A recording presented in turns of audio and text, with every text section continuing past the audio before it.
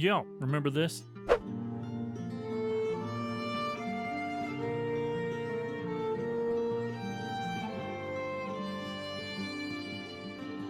Yeah, since the vid was only limited to be like a minute long, because YouTube Shorts, I decided I wanted to make a bit of a bigger video, more in depth on how and why we built the base the way we did. So that's what this is all about, and I hope y'all enjoy. Control.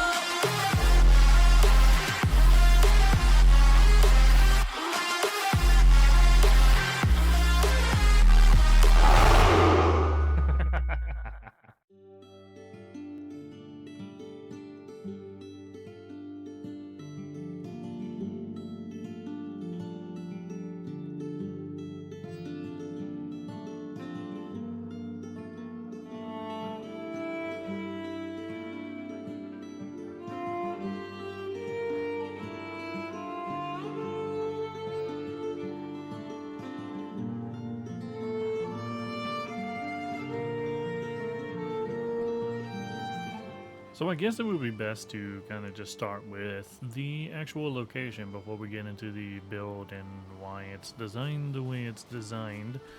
But this is what we call Fort Ragnar. This is our main base for the time being. I'm pretty sure it's going to stay our main base throughout the whole playthrough from what I have planned. But yeah, this is the fort. So from the beginning, when we first found this area, it was just this whole flat land back here that led up to this little hill that crested up where the house is. Immediately when I seen it, I seen the potential that it had. And I understood, this was kind of at the beginning of the game, I understood that the bases do get raided. So I had been thinking about a way to kind of just set up a primary defense that is like a passive defense, if you will. And that would be this, kind of just prevent people from being able to walk straight up to the walls and whatnot. It's entirely worked. There's only one direction that the base ever actually gets attacked from, and that would be the ramp.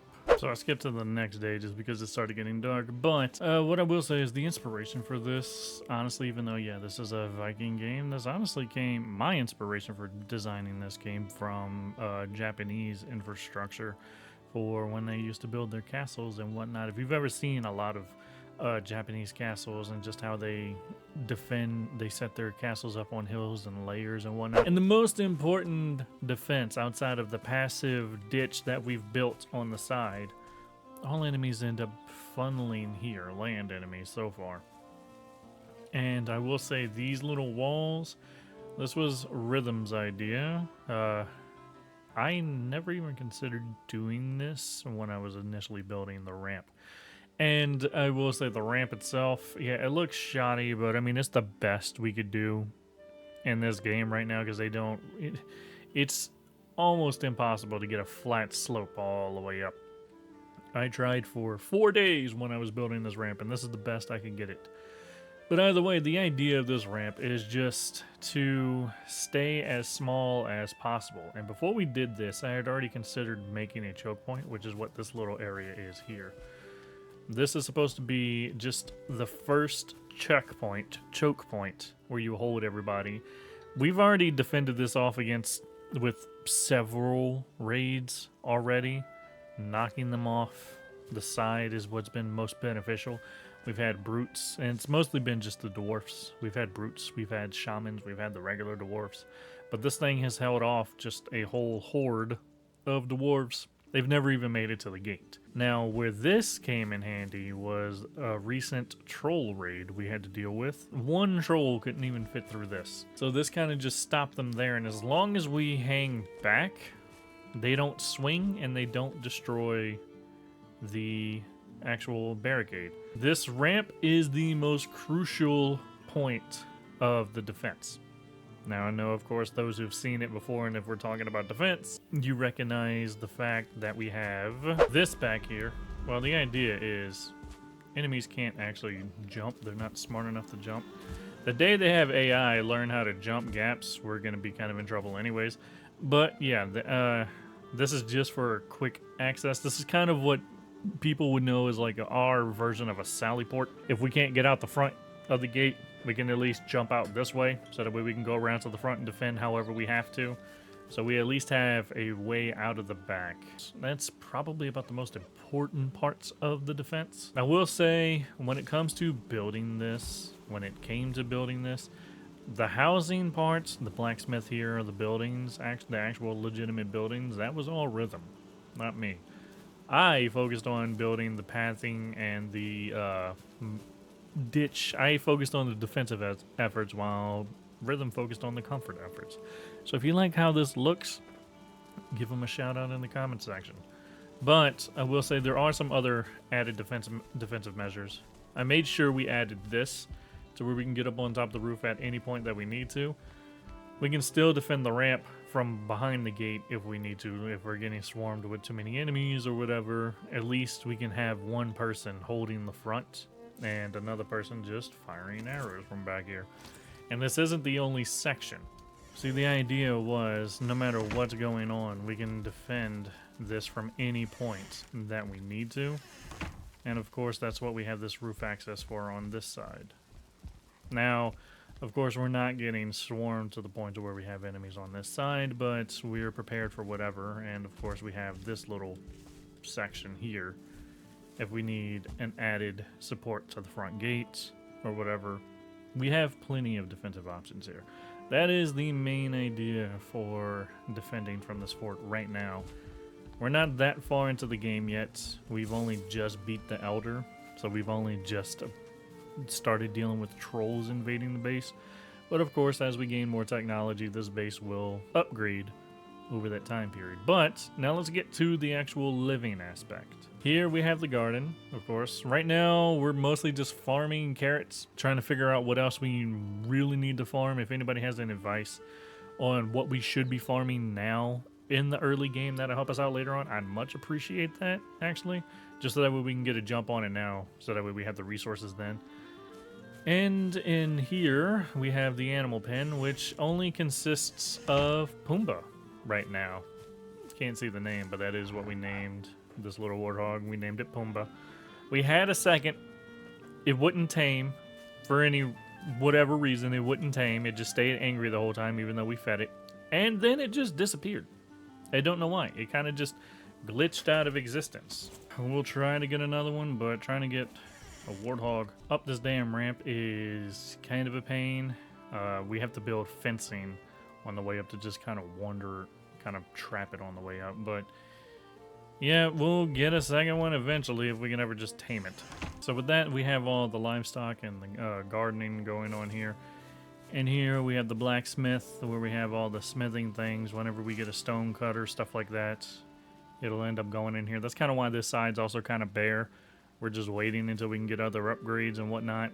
That's going to fit over here. But yeah, this is the blacksmithing area. Pretty easy.